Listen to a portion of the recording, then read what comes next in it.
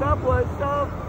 Santo Domingo, Ilocos Sur. Yun, na-invite tayo ngayon mga boss sa One Ilocos Auto Care Center dito sa Santo Domingo mga boss. Opening nila ngayon.